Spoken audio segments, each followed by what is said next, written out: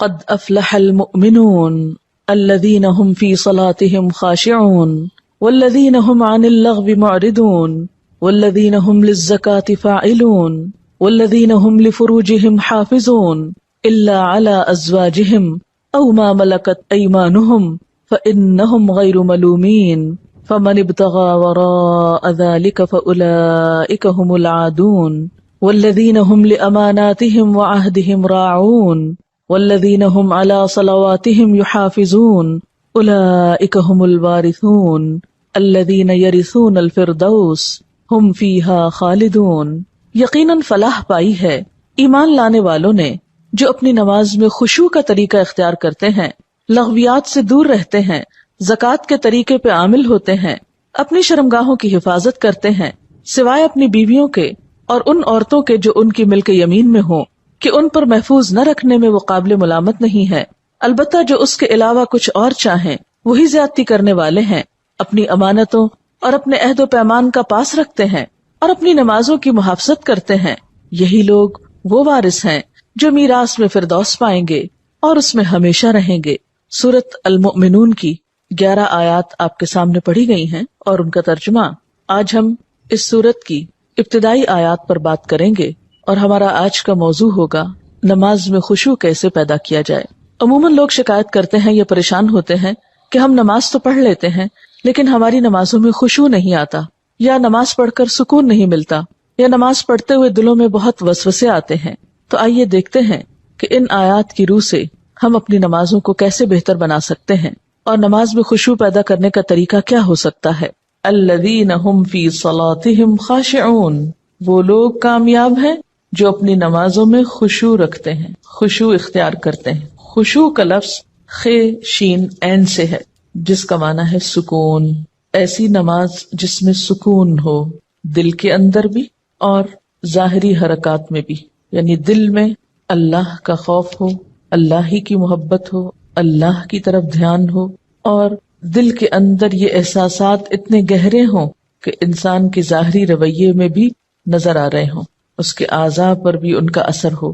پھر خشوع کا معنی کسی کے آگے جھک جانا، دب جانا، عاجزی اور انکساری کا اظہار کرنا بھی کیا گیا ہے۔ تو گویا خشوع کا لفظ آتے ہی دل میں پہلا خیال کیا آنا چاہیے؟ سکون، ٹھہراؤ، ریلیکس، عاجزی، جھکاؤ۔ اسی لیے ہم دیکھتے ہیں کہ حضرت مجاہد کہتے ہیں کہ نظر اور آواز کو پست رکھنے کا نام خشوع ہے۔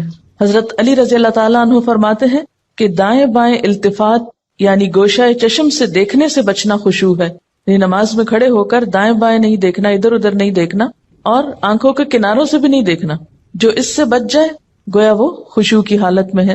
حضرت عطا فرماتے ہیں کہ بدن کے کسی حصے سے نہ کھیلنا خشوع ہے، یعنی نماز میں بے وجہ کھجانا یا کپڑے ٹھیک کرنا، ہلنا جلنا، آگے پیچھے ہونا، کبھی ٹانگ اٹھانا، کبھی انگلیاں مروڑنا، کبھی کچھ کرنا، کبھی ایک ٹانگ پہ بوجھ ڈال کے کھڑے ہو جانا، یہ سب چیزیں خشوع کے خلاف ہیں۔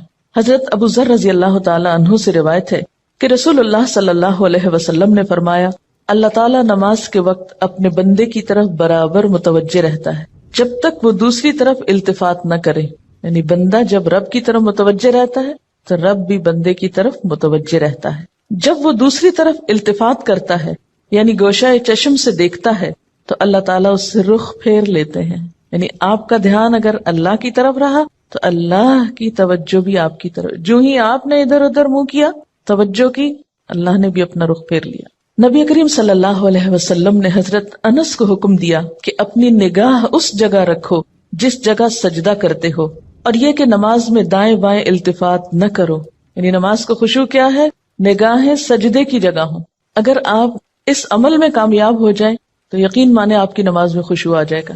بہت سے لوگ یہ سمجھتے ہیں کہ شاید آنکھیں بند کر کے نماز پڑھنے سے زیادہ خشوع آتا ہے، جو کہ غلط فہمی ہے۔ ایسا کرنا پسندیدہ بھی نہیں، لگتا بہت آسان ہے کہ کچھ چیز نظر نہ آئے تو ہمارا دھیان زیادہ اللہ کی طرف ہو جائے گا، لیکن آج آپ نماز میں تجربہ کر کے دیکھیں، جو لوگ آنکھیں بند کر کے پڑھتے ہیں وہ آنکھیں کھول کر سجدے کی جگہ دیکھنا شروع کریں۔ اس میں یہ ہوتا ہے نا کہ جب ہم بچپن سے ایک طریقے پہ نماز پڑھ رہے ہیں، کبھی کسی نے ہمیں ٹوکا نہیں، کیونکہ ہم سب سے زیادہ مائنڈ اس وقت کرتے ہیں جب کوئی ہماری نماز کی اصلاح کرنا چاہے۔ عام طور پر اگر آپ لوگوں کو کسی بھی چیز سے روکیں تو وہ اتنا نہیں برا مناتے، لیکن اگر نماز کے بارے میں تھوڑی سی بات بھی کر دے تو ہائپر سینسٹیو ہوتے ہیں۔ غصہ کرتے ہیں کیوں کہا. اگر مثلا کسی نے اگر دوپٹہ باریک لیا نماز میں تو اسے روکا جائے کہ نہیں یہ ٹھیک نہیں، یا اگر ٹخنے ننگے ہو رہے ہیں اور بتایا گیا، یا یہ کہ نماز کا طریقہ درست نہیں، اگر اس میں کسی نے تھوڑی سی بھی مداخلت کر دی تو ناقابل برداشت. تم ہوتے کون ہو مجھے کچھ کہنے والے؟ اس لیے عموماً لوگ اپنی عزت بچانے کو دوسروں کو چھوڑ دیتے ہیں. ٹھیک ہے جو چاہیں کریں، پھر کیا ہو سکتا ہے جب کسی کو خود پرواہ نہیں، جب کوئی خود اپنی اصلاح نہیں چاہتا تو آپ کیا کر سکتے ہیں کسی کے لیے. اور بعض اوقات انڈائریکٹلی 20 بار سمجھانے کے باوجود بھی لوگ اپنا طرز عمل نہیں بدلتے. تو یاد رکھیے کہ جب تک طریقہ درست نہیں ہوگا خشوع نہیں آئے گا. تو خشوع لانے کے لیے نمبر 1 کہ سنت کے مطابق نماز پڑھنے کی کوشش کریں، اور اس میں سجدے کی جگہ پہ دیکھنا شروع کریں. نماز میں حرکت کم کریں. عموماً تو مجھے ٹیلی ویژن دیکھنے کا کبھی نہ موقع ملا ہے نہ موقع ہوتا ہے. تو اس رمضان میں جہاں ہم ٹھہرے ہوئے تھے تو وہاں پر ٹیلی ویژن تھے، تو رات کو حرم کی تراویح آتی تھی، تو مجھے بہت ہوتا تھا کہ اتنا قریب ہے ہم اور وہاں شریک نہیں ہو سکتے. تو میں اہتمام کے ساتھ تھوڑی دیر لگا کے دیکھتی تھی کہ اچھا آج کون سی آیات آ رہی ہیں، آج کیا ہو رہا ہے. تو اس میں نے خصوصی طور پہ غور کیا کہ جو امام ہوتے تھے ایسے لگتا تھا کہ پتھر کے بت ہیں جو ان کو بالکل کوئی حرکت نہیں. اور وہاں سے مجھے اپنی نماز کو چیک کرنے کا احساس ہوا کہ ایک جگہ پر نظر ہے. ہمارا حال کیا تھا، کبھی آنکھیں بند کر لیتے ہیں، اوپر سر کر رہے ہوتے ہیں، کبھی ادھر کر رہے ہوتے ہیں، کبھی نیچے کر لیتے ہیں، کبھی آنکھیں کھول لیتے ہیں، کبھی ادھر ادھر تھوڑا سا دیکھ لیتے ہیں. کیا خاک خشوع آئے گا؟ اگر آپ کسی کو خشوع کے ساتھ نماز پڑھتے دیکھیں تو آپ دیکھیں گے آپ کی نماز میں بھی آئے گا، یا آپ کے پاس اگر کوئی کھڑا ہو تو اس سے بھی آپ کو فائدہ ہوگا.